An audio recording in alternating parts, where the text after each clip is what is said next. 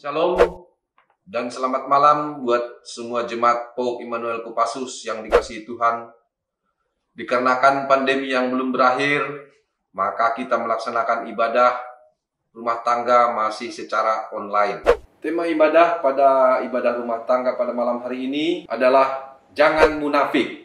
Tema ini menjadi menarik karena mempersiapkan kita dalam memasuki masa Prapaskah yang nantinya diawali dengan ibadah Rabu Abu yang menjadi penanda mulainya aksi puasa Paskah selama 40 hari.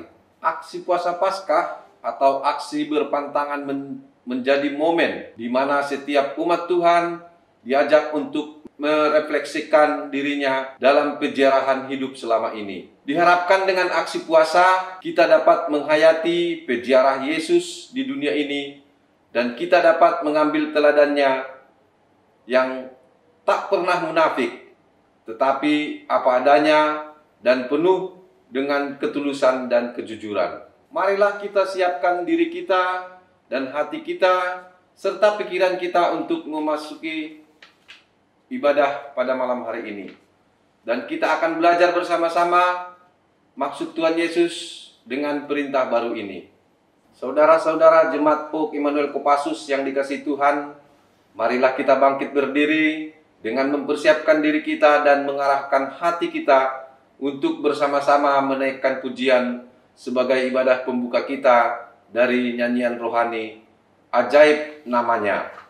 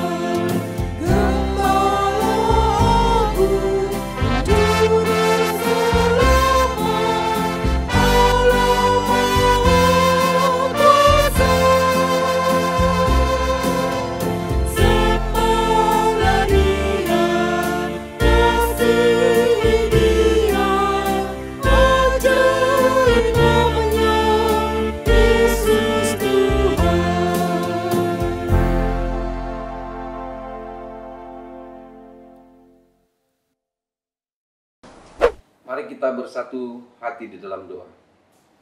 Bapa kami yang di sorga, Bapa yang sungguh baik, kami mengucap syukur dan terima kasih kepadamu ya Tuhan. Di mana pada malam hari ini, Tuhan masih memberikan kesehatan kepada kami.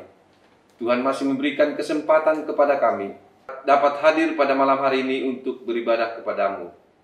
Tuhan Yesus, pada malam hari ini kami ingin memuji dan mendengarkan firman-Mu lewat ibadah rumah tangga ini Tuhan. Tuhan, kiranya Tuhan hadir di tengah-tengah ibadah kami, supaya ibadah kami berkenan di hadapan-Mu. Berkati kami semua Tuhan yang ikut di dalam ibadah ini.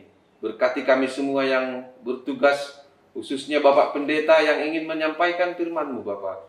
Kiranya Tuhan memberikan kesehatan, Kiranya Tuhan memberikan hikmat agar firman-Mu dapat disampaikan dengan baik. Bapa di sorga, kami serahkan jalannya ibadah ini dari awal hingga selesainya boleh terjadi dalam tangan pengasihan-Mu. Di dalam nama anak Yesus Kristus kami berdoa dan mengucap syukur. Amin. Pada akhir bulan November 2015, terjadi penembakan massal di sebuah klinik aborsi Amerika Serikat. Pelakunya bernama Robert. Setidaknya ada 3 orang yang meninggal, termasuk seorang pendeta, dan terdapat 9 orang yang luka-luka. Siapakah Robert? Robert dikenal sebagai seorang yang saleh. Ia adalah laki-laki yang kerap berdiskusi Alkitab dengan teman-temannya dan salah satu pelayanannya. Orang-orang sering mendekati Robert dan berdoa serta membaca Alkitab di gereja. Fakta mengejutkan ini memang membuat siapapun kaget. Bagaimana bisa seorang yang rajin berdoa dan membaca Alkitab justru menjadi pelaku penembakan massal? Kehidupan seperti Robert inilah contoh seorang Kristen yang hidup dalam kemunafikan. Di balik perbuatannya yang terkesan saleh, hatinya dipenuhi oleh kebencian terhadap sesama. Kata munafik berasal dari kata Yunani Hippokrates yang berarti aktor yang sedang memakai topeng. Istilah ini dianggap cocok bagi orang yang sedang berpura-pura untuk menipu orang lain demi tujuan pribadi. Secara singkat, munafik bisa diartikan sebagai seorang yang berpura-pura, namun sebenarnya hatinya tidak selaras dengan apa yang akan ia kerjakan. Nah, saudara, hari ini kita akan belajar bersama-sama dan sekaligus melihat keadaan diri kita masing-masing. Apakah kita tergolong orang yang munafik? Marilah kita menaikkan pujian untuk mempersiapkan hati kita dalam merenungkan firman Tuhan dengan bernyanyi dari lagu pop rohani Hanya Dekat Kasih-Mu Bapa.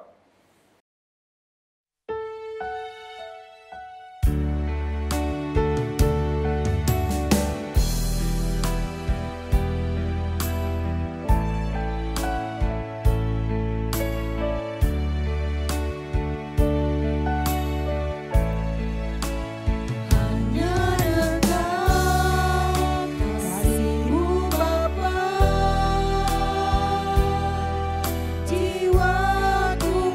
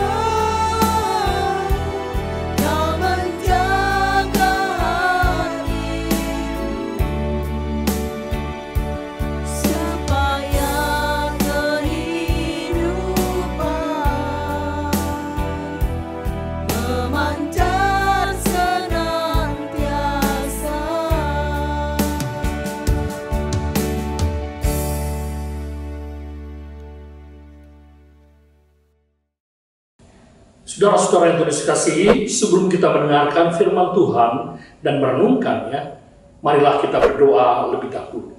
Mari kita berdoa. Kami bersyukur ya Allah, pada saat ini kami boleh belajar tentang kebenaran firman. Engkau berikan kami hikmat, pengertian, pemahaman, tetapi juga keberanian untuk melakukan dan mengerjakan sabda-Mu ini dalam kehidupan kami. Berfirmanlah, kami siap belajar dari dalam Yesus Kristus kami berdoa. Amin.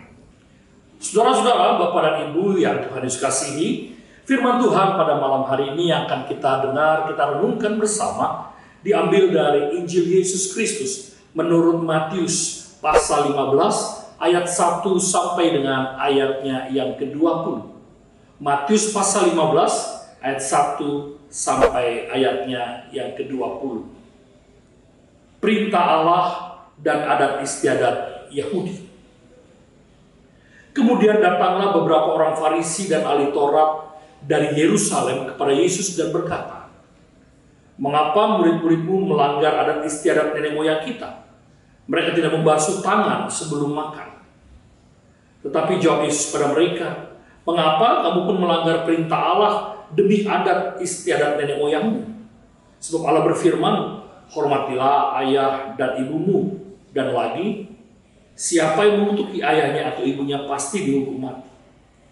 Tetapi kamu berkata, barang siapa berkata kepada bapaknya atau kepada ibunya, apa yang ada padaku yang dapat digunakan untuk pemeliharaanmu, sudah digunakan untuk persembahan kepada Allah. Orang itu tidak wajib lagi menghormati bapaknya atau ibunya. Dengan demikian firman Allah, kamu nyatakan tidak berlaku demi adat istiadatmu sendiri. Hai orang-orang munafik, benarlah membuat Yesaya tentang kamu. Bangsa ini memuliakan aku dengan bibirnya, padahal hatinya jauh daripadaku. Percuma mereka beribadah kepadaku, sedangkan ajaran yang mereka ajarkan ialah perintah manusia."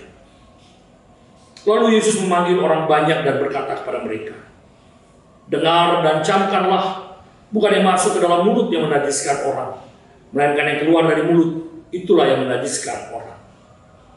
Maka datanglah murid-muridnya dan bertanya kepadanya, "Engkau tahu bahwa perkataanmu itu telah menjadi batu sandungan dengan bagi orang-orang Farisi?" Jawab Yesus, "Setiap tanaman yang tidak ditanam oleh Bapakku yang di surga akan dicabut dengan akar-akarnya. Biarkanlah mereka itu, mereka orang buta yang menuntun orang buta. Jika orang buta menuntun orang buta, pasti keduanya jatuh ke dalam lubang." Lalu Petrus berkata kepadanya, "Jelaskanlah perumpamaan itu kepada kami." Jawab Yesus, "Kamu pun masih belum dapat memahaminya. Tidak tahukah kamu bahwa segala sesuatu yang masuk ke dalam mulut turun ke dalam perut, lalu dibuang di jamban? Tetapi apa yang keluar dari mulut berasal dari hati, dan itulah yang menajiskan orang. Karena dari hati timbul segala pikiran jahat, pembunuhan, perzinahan, percabulan, pencurian, sumpah palsu, dan hujat. Itulah yang menajiskan orang. Tetapi makan dengan tangan yang tidak dibasuh tidak menajiskan orang." Demikian pembacaan firman Tuhan bagi kita. Saudara-saudara, tema kita hari ini, jangan munafik. Saudara, apa perasaan saudara jika ada orang yang berkata pada saudara, "Ah, kamu ini munafik"? Saudara, tentu itu sesuatu yang menyakitkan. Karena kata munafik itu berarti bertopeng. Di luar beda, di dalam beda. Di depan ngomongnya beda, di belakang ngomongnya beda. Tapi kenyataannya saudara-saudara, hampir setiap kita menjadi orang-orang yang seringkali munafik. Kita kadang tidak berani untuk mengatakan benar itu benar, salah itu salah. Demi sebuah relasi, demi sebuah pertemanan. Apalagi hal itu menguntungkan bagi kita. Tetapi menjadi orang yang munafik adalah orang yang sangat dibenci oleh Tuhan. Itu sebabnya firman Tuhan berkata, "Hai orang-orang munafik," kata Yesus, "benarlah nubuat Yesaya tentang kamu. Bangsa ini memuliakan aku dengan bibirnya, padahal hatinya jauh daripada." Begitu juga konteks kita di gereja, dalam ibadat, kita sering bernyanyi, memuji Tuhan, berdoa, menyembah Tuhan. Seakan manis, indah terdengar. Tetapi seringkali kita menjadi orang yang munafik. Dan orang yang munafik itu dilambangkan dengan jari yang seperti ini. Yang ngomongnya beda dengan apa yang dia buat berbeda. Nah, dalam kisah yang kita baca tadi ada sebuah pertentangan. Lagi-lagi Yesus berhadapan dengan orang Farisi, ahli Taurat. Bahkan mereka datang dari Yerusalem menjumpai Yesus hanya untuk mencari kesalahan Yesus, mencari kesalahan para murid-muridnya. Orang-orang ini adalah memang orang-orang yang gak ada kerjaan lain kecuali hanya ingin menyerang dan menyerang Yesus dan murid-muridnya. Dalam bagian ini kita belajar bersama, dikatakan oleh orang Farisi dan ahli Taurat, mengapa murid-muridmu melanggar adat istiadat nenek moyang kita? Mereka tidak membasuh tangan sebelum makan. Sudah dengar baik-baik. Ini bukan hal yang prinsip, bukan hal yang paling utama. Tetapi inilah cara mereka untuk mencari titik lemah dan menjatuhkan Yesus bersama dengan murid-muridnya. Lalu Yesus tidak kekurangan akal. Lalu ia berkata, tetapi jawab Yesus kepada mereka, mengapa kamu pun melanggar perintah Allah demi adat istiadat nenek moyangmu? Wah, ini luar biasa, saudara. Manakah yang lebih tinggi? Adakah atau perintah Allah? Dan ternyata orang-orang Yahudi memahami hal itu dalam hal apa? Mari kita lihat ayat berikutnya dalam ayat 4. Sebab Allah berfirman, hormatilah ayahmu dan ibumu. Dan lagi siapa yang mengutuki ayah dan ibunya pasti dihukum mati. Tapi kamu berkata, barang siapa berkata kepada bapaknya atau ibunya, apa yang ada padaku dapat digunakan untuk pemeliharaanmu, sudah digunakan untuk persembahan kepada bait Allah. Ini sesuatu yang luar biasa, saudara. Dalam tradisi orang Israel, mereka punya sebuah kebiasaan bahwa ketika mereka memberikan sesuatu pada Allah, mempersembahkan sesuatu pada Allah, dan mereka mengatakan bahwa inilah bentuk kami tanggung jawab pada orang tua kami yang masih hidup, dan kami persembahkan kepada bait Allah, maka dengan demikian mereka sudah lagi tidak bertanggung jawab atas kehidupan ayah dan ibu. Dan ini yang ditentang oleh Yesus. Yesus berkata, bukankah firman Tuhan mengatakan, hormatilah ayah dan ibumu? Tetapi mengapa engkau dalam sebuah pemahaman adat istiadat, engkau membayar sejumlah uang kepada bait Allah, dan engkau berkata, kami sudah selesai, tanggung jawab kami sudah beres, dan kami tidak lagi ada urusan dengan orang tua kami. Padahal mereka masih hidup. Ini sesuatu yang luar biasa yang mereka pertahankan demi adat istiadat. Padahal mereka jelas melanggar perintah hukum kelima. Orang-orang ini adalah orang-orang yang mementingkan bait Allah. Orang-orang yang mementingkan hidup dalam kesalehan. Tapi ternyata mereka adalah orang-orang yang munafik. Orang-orang yang tidak memahami tentang bagaimana hidup beragama dengan baik. Saudara, mungkin saya pernah mengatakan ini dan sangat ekstrim. Saya pernah berbicara dan berkata bahwa berhentilah dengan ritus-ritus keagamaan. Jika ketika kemudian kita tidak mengimplementasikan ritus keagamaan kita kepada sesama. Dalai Lama pernah ditanya, agama yang terbaik agama apa? Tapi Dalai Lama berkata, agama yang terbaik adalah agama yang dapat mewujud dalam cinta kasih kepada sesama. Kita kehilangan makna itu. Dan banyak orang Kristen yang rajin berdoa, menengadahkan tangan ke atas, meminta pertolongan Tuhan, meminta berkat Tuhan. Tetapi tidak menjadi orang yang menjadi berkat bagi sesama. Dalam kisah yang tadi dibacakan oleh liturgos, menggambarkan bagaimana Robert, seorang yang saleh, taat beragama, hidup dalam ritus keagamaan yang baik, tapi juga menjadi seorang pembunuh berdarah dingin dengan menghabisi orang-orang yang ada dalam klinik aborsi tersebut. Oke, katakan itu memang tidak baik, katakan itu memang tidak tepat, karena klinik aborsi dilegalkan di Amerika. Tetapi toh tidak begitu caranya untuk menghabisi orang-orang yang tidak sepaham dengan kita. Bukan kayak orang yang munafik. Kesalehan kita diuji dengan bagaimana kita hidup menjangkau yang lain. Oleh sebab itu firman Tuhan berkata lagi dalam ayat 9, percuma mereka beribadah kepadaku sedangkan ajaran yang mereka ajarkan ialah perintah manusia. Ya, kita sering menjadi orang-orang yang munafik. Beribadah, bergereja, melayani. Tapi kemudian kita juga melakukan perbuatan yang tidak baik.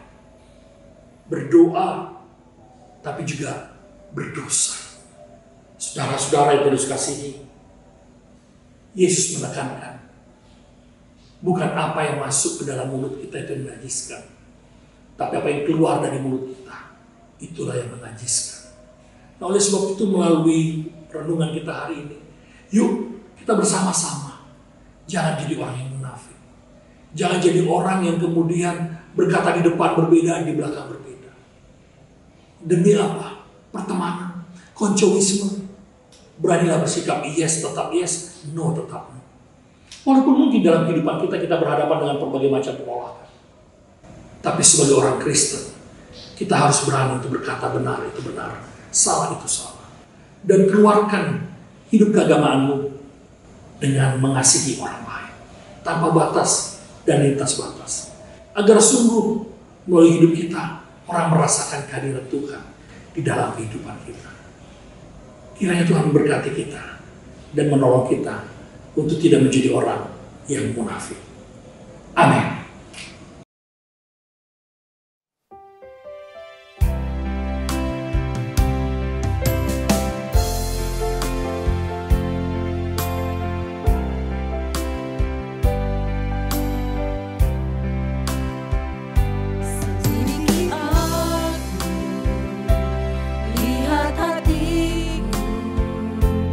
Apakah ku sungguh mengasihimu, Yesus, Kau yang Maha Tahu dan menilai hidupku, tak ada yang tersembunyi bagimu.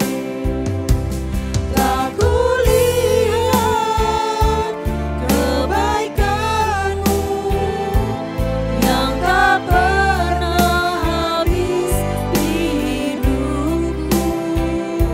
Ku berjuang sama lahirnya, Kau dapati aku tetap setia.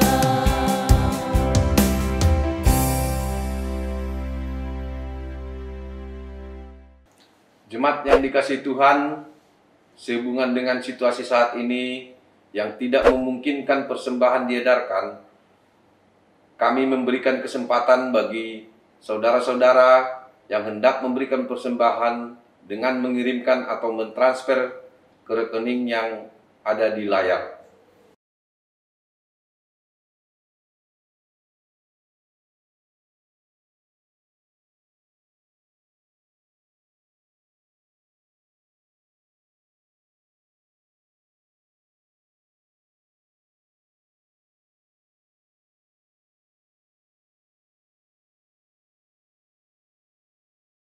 Jemaat juga dapat mengantar persembahan dan memasukkan ke dalam kotak persembahan yang berada di depan kantor sekretariat gereja pada hari jam kerja. Majelis Jemaat PAUK Immanuel Kopassus juga menyediakan rekening khusus bagi jemaat yang tergerak hatinya untuk berbagi berkat dan menolong mereka yang sedang kesusahan akibat wabah penyakit corona. Di mana dana yang terkumpul nantinya akan disalurkan ke lembaga-lembaga resmi atau ke rumah-rumah sakit atau kepada mereka yang membutuhkan untuk mendukung hidup sehari-hari.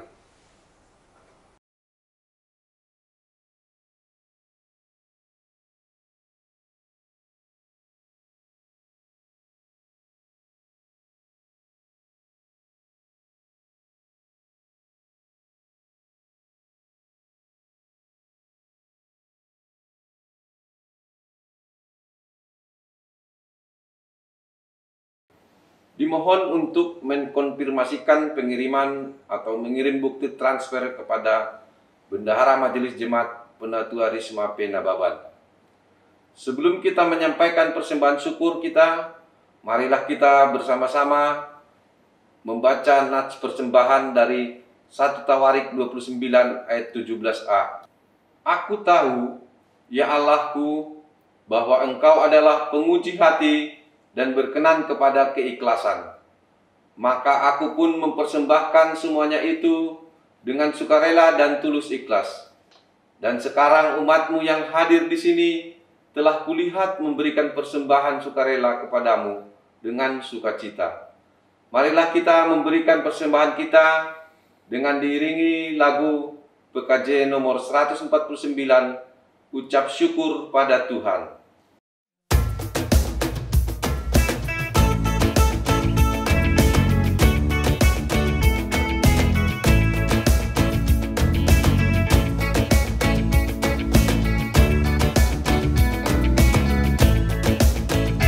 Ucap syukur pada Tuhan karena kita diselamatkan oleh-Nya.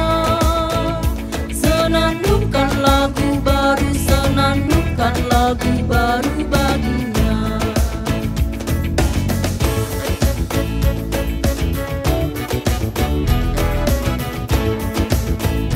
Nyanyikanlah dengan riang karena kasih setia Tuhan, nyanyilah.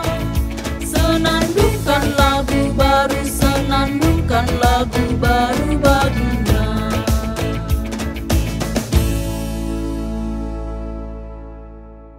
Saudara-saudara, mari kita berdoa untuk persembahan kita dan syafaat kita. Mari kita berdoa.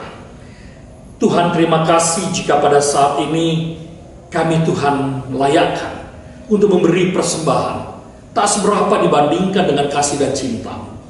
Tetapi kami ingin menyatakan syukur kami untuk kemurahan Tuhan yang tak pernah habis dalam kehidupan kami. Ajarkan kami untuk memberi yang terbaik, yaitu hidup kami, agar sungguh nyata kehidupan agama kami, kehidupan spiritualitas kami, kehidupan kesalehan kami terwujud dalam kehidupan belajar bersama, berbagi dalam cinta kepada sesama melalui apa yang dapat kami lakukan dengan apa yang terbatas ini. Dan biarlah gereja Tuhan, majelis jemaat dapat mengelola persembahan ini dengan baik untuk hormat kemuliaan bagi nama Tuhan dan menjadi berkat bagi jemaat, bagi setiap orang yang dijumpai dalam pelayanan yang dirasakan melalui gereja Tuhan ini. Hari ini kami hendak berdoa syafaat untuk setiap kami. Tuhan, kami diajar pada saat ini untuk tidak menjadi orang yang munafik, beribadah tapi juga penuh dengan kepalsuan, berdoa tapi juga berdosa. Tuhan, ampuni kami, ajarkan kami untuk berani berkata benar itu benar, salah itu salah. Tidak menjadi orang yang kemudian pelin-pelan, yang mengikuti kemauan banyak orang demi keterimaan diri kami di lingkungan, demi pengakuan tentang eksistensi kami, demi harga diri kami, sehingga kami mengorbankan kebenaran. Tuhan, ampuni kami. Juga demikian ajarkan kami untuk tidak menuding dan menuduh setiap orang, tapi kami berkaca dalam diri kami masing-masing. Kami sungguh bersyukur hari ini untuk mengingatkan kami, terlebih ketika kami akan memasuki dalam masa-masa Paskah, dalam prapaskah yang akan kami masuki, dalam ibadah Rabu Abu, yang juga akan menjadi penolong dalam refleksi kami untuk melihat siapakah kami sesungguhnya di hadapan Tuhan. Tuhan, tolonglah kami agar kami boleh menjadi berkat dalam kehidupan kami, bersama dengan keluarga kami, suami kami, istri kami, anak-anak kami, orang tua kami. Tuhan, menolong kami bersama, dan sungguh semakin membawa kami lebih dekat kepada Tuhan, dan membawa kami untuk lebih mencintai Tuhan dan mencintai sesama kami. Tidak mudah, penuh tantangan, penuh pergumulan, tapi kami mau belajar taat kepada-Mu ya Allah. Berkati keluarga kami, berkati dalam rezeki, pekerjaan, anak-anak kami dalam studi, yang masih mungkin juga harus lewat Zoom, online, internet. Tuhan, menolong mereka dalam situasi seperti sekarang ini.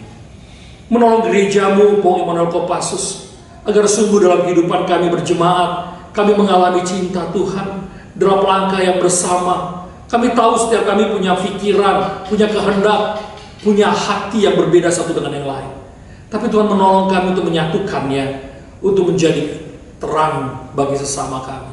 Sehingga melalui gereja kami, POG Immanuel Kopassus, kami sungguh menjadi orang-orang yang merasakan pemeliharaan Tuhan dan penugasan ilahi untuk menjadi pembawa damai sejahtera bagi sesama kami.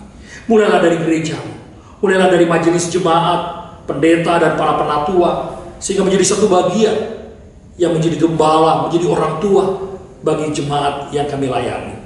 Bersama dengan setiap komisi, bidang-bidang tim-tim pelayanan, bersama dengan setiap jemaat Tuhan, bersatu padu, hidup di dalam kebenaran firman-Mu. Kami menyerahkan bangsa dan negara kami Indonesia di tengah situasi yang saat sekarang ini.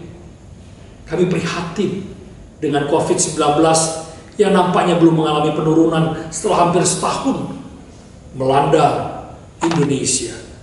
Tuhan berkati pemerintah kami, sehingga melalui kebijakan mereka, strategi mereka dapat meredam lajunya lonjakan COVID-19 ini.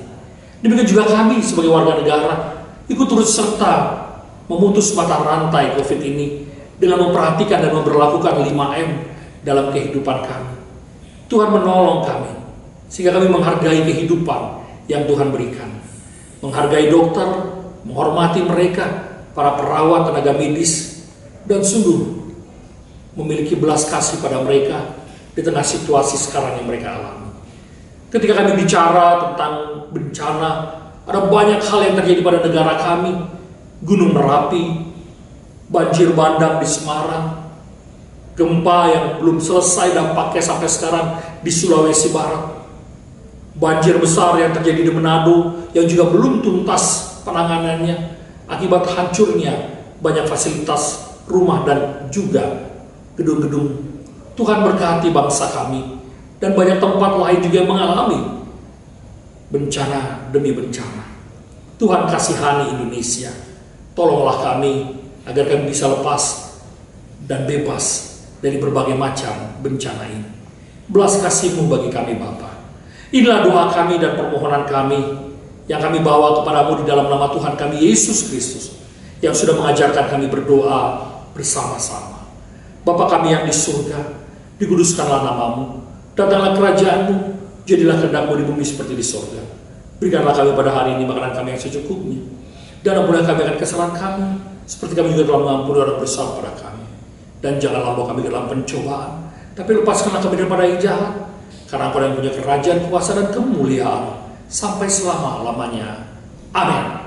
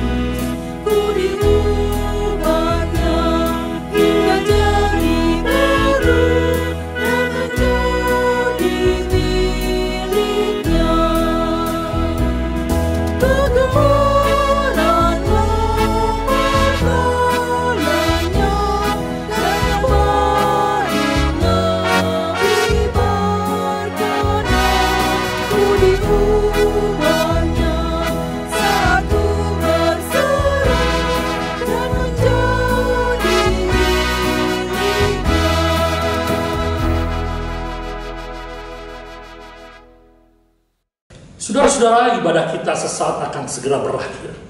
Tapi biarlah kehidupan kita dalam kehidupan masyarakat, gereja, pekerjaan, dan di tempat di mana Tuhan menempatkan kita, kita dapat mengingat, jangan jadi orang munafik. Percuma kita berdoa, tapi berdosa.